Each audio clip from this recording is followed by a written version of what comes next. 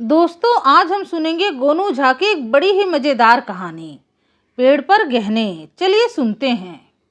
गोनू झा अपनी तीव्र बुद्धि के कारण न केवल मिथिला में प्रसिद्ध थे, बल्कि उनकी प्रसिद्धि दूर दराज तक फैल गई थी। उनकी वाणी चातुर्य की सराहना मिथिला नरेश कई बार भरे दरबार में कर चुके थे। गोनू झा के कारनामों की चर्चा नमक मिर्च लगाकर उनसे जलने वाले भी लोगों से करते रहते थे। गोनू झा ने अपनी अक्लमंदी के नए कीर्तिमान स्थापित किए थे। उन कीर्तिमानों में एक था गांव में चोरी की घटनाओं पर अंकुश लगाना। अपनी बुद्धि के बूते गोनू झा ने गांव में सक्रिय चोर गिरोह को न केवल पकड़वाया था, बल्कि उन्हें सजा भी दिलाई थी। सजा काट रहे चोर संकल्प ले चुके थे कि सजा की अवधि पूरी होने के बाद जैसे ही वे कारागार से बाहर आएंगे, वैसे ही गोनू झा को मजा चखा देंगे। चोरों की सजा की अवधि पूरी हुई और वे कारागार से बाहर भी आ गए। अपने संकल्प के अनुरूप कारागार से निकलकर वे सीधे गोनू झा के आवास की ओर गए और गोनू झा के मकान के आसपास मंडराने लगे। सूरज डूब चुका था, नीम अंधेरा फैला हुआ था। चोरों के सरदार ने अपने साथियों को बुलाकर कहा, तुम लोग घर जाओ, आज मैं अकेले ही गोनू झा के घर में चोरी करूंगा। जो कुछ भी हाथ लगेगा उसमें तुम सभी को बराबर का हिस्सा मिलेगा।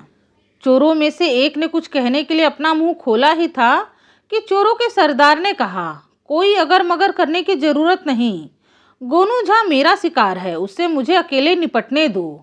तुम लोग अपने अपने घर जाओ, अपने बाल बच्चों से मिलो। मुझे अकेला छोड़ दो ताकि मैं गोनू झा से निपटने के लिए कोई तरकीब सोच सकूं। गोनू झा को अपने तिकड़मी दिमाग का बड़ा गुरूर हो गया है। मैं उसे ऐसा सबक सिखाना चाहता हूँ कि वो जिंदगी भर याद रखे और अपने दिमाग पर इतराना भूल जाए। बात सरदार की थी, किसी दूसरे चोर को कुछ भी बोलने की हिम्मत नहीं हुई। सरदार को अकेला छोड़कर शेष सभी चोर अपने अपने घर की ओर चल दिए। चोरों का सरदार गोनू झा के घर की चार दीवारी के पास चहलकदमी करने लगा। उसने अपने कंधे पर लटक रहे गमछे को हाथ में ले लिया और माथे पर लपेट लिया, बिल्कुल एक पगड़ी की तरह, और फिर वहीं टहलने लगा। गोनू झा दरबार से निकलकर बाजार से होते हुए लौट रहे थे। उनके हाथ में एक झोला था जिसमें उन्होंने कुछ सब्जी भाजी खरीद कर रख ली थी।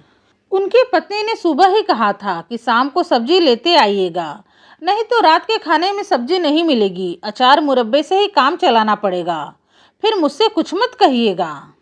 गोनू झा जब अपने अहाते की तरफ मुड़ने लगे तो चोरों का सरदार निश्चिंत भाव से चलता हुआ उनके पास आ गया और बोला, राम राम पंडित जी। गोनू झा ने उसकी तरफ देखा तो पहचान नहीं पाए कि यह आदमी कौन है। फिर भी औपचारिकतावश उन्होंने जवाब दिया, राम राम। चोरों के सरदार ने कहा, पंडित जी, आप तो मुझे नहीं पहचानते होंगे, लेकिन मैं आपको अच्छी तरह जानता हूँ। आपके पड़ोस के गांव से आपकी कीर्ति सुनकर आया हूँ। मेरे गांव में चोरों ने उत्पात मचा रखा है। मैंने सुना है कि आपने अपने गांव से चोरों का सफाया कर दिया है। मुझे कोई तरकीब सुझाइए कि मैं अपने घर में चोरी होने न दूं और अपने गांव वालों को भी चोरों के प्रकोप से बचने की तरकीबें सुझा सकूं। गोनू झा ने जैसे ही चोर की बातें सुनी तो उनका दिमाग तेज गति से काम करने लगा। आज ही दरबार में उन्होंने चर्चा सुनी थी कि उन्होंने जिन चोरों को पकड़वाया था, आज वे सभी कारागार से रिहा हो गए। इस अजनबी का इस तरह अचानक मिलना और चोरों से बचने की तरकीब पूछना उन्हें सामान्य नहीं लगा। मन में उमड़ रहे संदेह पर काबू पाने की कोशिश करते हुए गोनू झा ने कहा, अरे भाई, पड़ोस के गांव से आए हो तो पड़ोसी हुए, आए हुए कि नहीं? तुम बताओ, क्या यही पड़ोसी का व्यवहार है कि दरवाजे पर खड़े होकर बातें करें? आए बोलो, तरकीब भी बताएंगे और चोर का इलाज भी, लेकिन पहले तुम घर में चलो।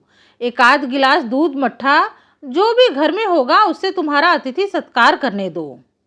चोरों का सरदार बहुत खुश हुआ। उसे लगा कि मन मांगी मुराद मिल गई। उसने गोनू झा से कहा, जैसी आपकी आज्ञा पंडित जी। मेरे जैसा आदमी आपकी बात टालने की हिम्मत भी नहीं कर सकता। असल बात यह थी कि बाहर अंधेरा फैल चुका था।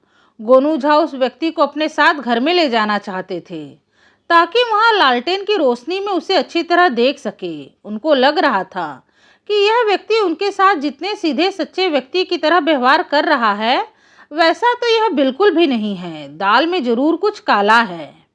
दूसरी तरफ चोरों के सरदार को लग रहा था कि गोनू झा उनके झांसे में आ चुके हैं। अब जब वह उनके घर में जा ही रहा है तो इससे यह फायदा अवश्य मिल जाएगा कि घर में कहाँ क्या सामान रखा हुआ है, इसका अंदाज तो निश्चय ही आसानी से लग जाएगा।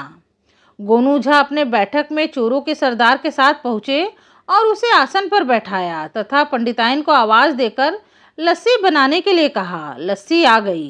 तब गोनू झा ने लस्सी का लोटा थमाते हुए कहा, लो भाई लस्सी पियो और अब बताओ कि मुझसे क्या चाहते हो। ऐसा कहते हुए गोनू झा ने लालटेन की बत्ती तेज की और चोरों की सरदार की ओर देखने लगे। गोनू झा को ऐसा लगा कि इस व्यक्ति को उन्होंने कहीं देखा है, मगर उन्हें यह याद नहीं आ रहा था कि कहाँ और कब। चोरों के सरदार ने पुनः अपनी वही बात दोहराई और घर में इधर उधर देखते हुए लस्सी पीने लगा।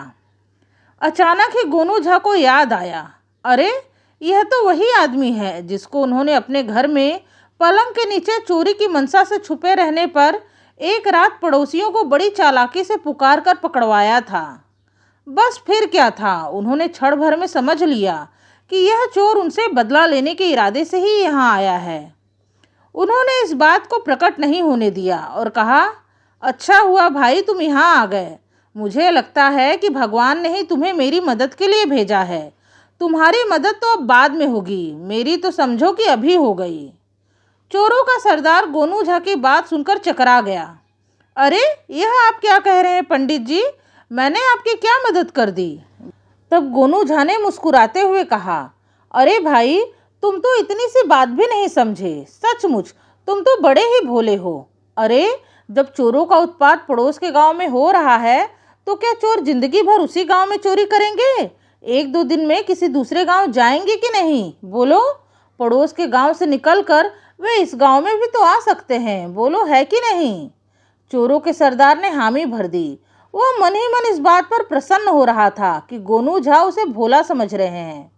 गोनू झा ने कहा, चोरों के बचाव का सबसे सीधा और सरल तरीका है कि घर की कीमती चीज़ों को एक जगह एकत्रित करके उसकी थैली बना लो और उसे किसी ऐसी जगह रखो जिसके बारे में कोई सोच भी न सके कि ऐसी जगह पर कोई कीमती वस्तु, नकदी या जेवरात आदि रखा जा सकता है। मैं तो आज ही अपने घर की तमाम चीज़ें एकत्रित करके ऐसे ही किसी सुरक्षित स्थान पर रख आऊँगा। अरे जब घर में कोई कीमती सामान होगा ही नहीं तो आखिर में भला चोर चुराएगा ही क्या? न रहेगा बांस न बजेगी बांसुरी। उसके बाद थोड़ी देर की चुप्पी के बाद गोनू झा ने कुछ सोचते हुए कहा, अच्छा भाई तुम्हारे घर के आसपास कोई पेड़ तो अवश्य होगा। अपने घर की कीमती वस्तुएं एक थैली में रख कर किसी पेड़ की डाल से अच्छी तरह बांध दो और पेड़ की कुछ पतली टहनियों को खींच मड़ोड़ कर इस तरह उस पर झुका दो कि अगर किसी की नज़र भी वहाँ पड़े तो वो थैली उसे दिखाई न पड़े। चोरों का सरदार बहुत खुश हुआ। गोनू झा ने कहा, चलो भैया अब तुम भी अपने गांव का रास्ता लो, रात गहरा रही है, अंधेरे में रास्ता सूझता नहीं, जितनी जल्दी हो सके अपने घर पहुँचो। कहीं ऐसा न हो कि तुम यहाँ चोरी से बचने की तरकीब सीखते रहो और उधर चोर तुम्हारे घर पर हाथ की सफाई दिखा दे। चोरों का सरदार आसन से उठा और गोनू झा को नमस्कार करके वहां से चल दिया। गोनू झा की आंखें उसकी पीठ से चिपकी रहीं। वे समझ रहे थे कि चोर कहीं जाएगा नहीं और हुआ भी ऐसा ही। गोनू झा के मकान से सटे जो गली थी, चोर उसमें मुड़ गया। यह गली गोनू झा के मकान के पिछवाड़े तक जाती थी। गोनू झा के मकान के पिछवाड़े में आम और लीची के बागान थे। इस बागान में अमरूद, करौंदा, नींबू आदि के भी पेड़ थे। गली मकान से इतनी सटी हुई थी कि घर में होने वाली बातें कोई भी गली से गुजरने वाला व्यक्ति सुन सकता था। दरअसल यह गोनू झा की निजी गली थी जो बागान में पहुंचने के लिए बनाई गई थी। स्थिति को भांप चुकने के बाद गोनू झा ने ऊंची आवाज में अपनी पत्नी से कहा, जानती हो पंडिताइन, यह जो भला आदमी अभी आया था वह बता रहा था कि पड़ोस के गांव में चोरों का उत्पात शुरू हो गया है, तो अब जल्दी से अपने सारे के सारे गहने निकालो और देखो मेरे बक्से में जितनी भी नकदी पड़ी है उसे भी ले आओ। जल्दी से सब लाओ, मैं अभी उन्हें बगीचे में ले जाऊंगा और एक सुरक्षित स्थान देखकर छुपा आऊंगा। चोरों का क्या भरोसा, आज उस गांव में है तो कल इस गांव का रुख करेंगे ही। पंडिताइन चकित होकर बाहर आई और कुछ पूछने को हुई तो गोनू झा ने उसे चुप रहने का इशारा किया। चोर कहीं गया नहीं था। गली में गोनू झा के कमरे की खिड़की के पास दुबक कर कमरे में होने वाली बातें सुन रहा था। इस बात का एहसास गोनू झा को भी था। गोनू झा अपनी जगह से उठे और चीख कर पूछा, अरे पंडिताइन, वह बड़का चद्दर कहाँ है? खोज रहे हैं कब से, तो मिल ही नहीं रहा है। अरे भाग्यवान, सामान तो ठीक से रखा करो कि जरूरत पड़ने पर तुरंत मिल जाए। गोनू झा की बात सुनकर अब पंडिताइन भी खींच उठी और तड़क कर बोली, अरे यह अचानक आपको क्या हो गया? इतना काहे गरज रहे हैं? कौन सा चद्दर चाहिए? गोनू झा उसी तरह गुस्से में चिल्लाते हुए ऊंची आवाज में बोले, सारी रामायण पढ़ गए और सीता किसकी जोरू? अब हम तुमसे कुछ नहीं बताएंगे। मुझे करने दो जो कर रहा हूँ, बस अब तुम कुछ बोलना नहीं। चोरों के सरदार ने घर में खटपट की आवाजें सुनी। तकरीबन 1 घंटे तक यह खटाक पटाक रुक रुक कर होता रहा। फिर गोनू झा एक बड़ी सी पोटली सिर पर उठाए आते दिखे। चोरों का सरदार दीवार से चिपक कर सांस रोके खड़ा रहा। गोनू झा सीधे बगीचे में गए। चोरों का सरदार वहीं से बगीचे की आहट लेने लगा। उसने डाल टूटने की आवाजें सुनी, पत्तों के सड़सड़ाए जाने की आवाजें सुनी। फिर ऐसी आवाज भी सुनी जैसे किसी ऊंची जगह से किसी की छलांग लगाने से पैदा होती है।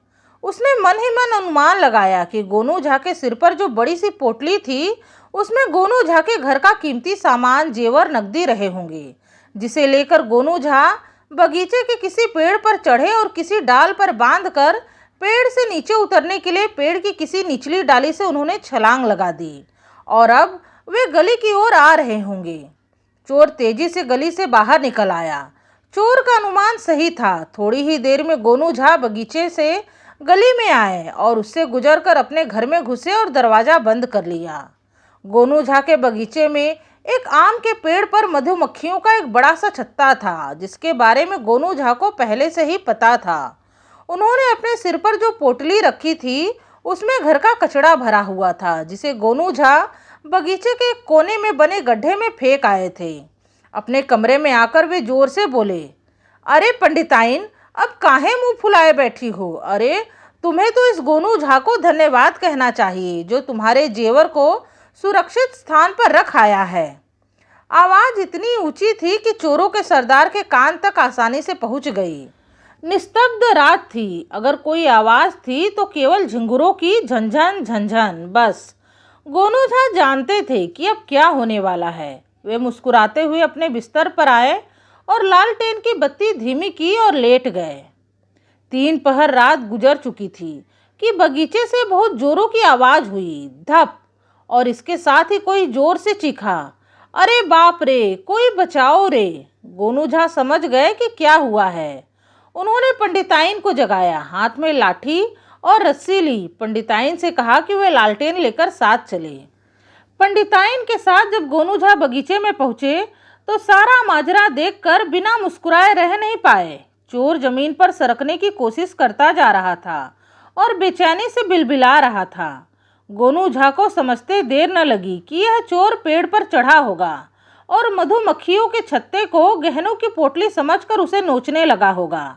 जाहिर सी बात है कि मधुमक्खियों ने उस पर हमला बोल दिया। मधुमक्खियों के डंक के कारण चोर पेड़ से गिर पड़ा और शायद पेड़ से गिरने के कारण ही उसका पैर टूट गया है, जिसके कारण वह घिसट रहा है।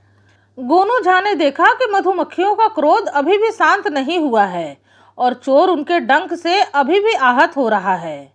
गोनू झा ने बगीचे की जमीन पर पड़े सूखे पत्तों को समेटकर एकत्रित किया और उनमें आग लगा दी, जिससे धुआं उठने लगा और थोड़ी ही देर में मधुमक्खियां वहां से गायब हो गई। फिर गोनू झा ने अपने पड़ोसियों को आवाज दी। पड़ोसी जगे और बगीचे में आ पहुंचे। गोनू झा ने उन्हें सारा वाकया बताया। फिर क्या था, लोगों ने चोर को कब्जे में ले लिया।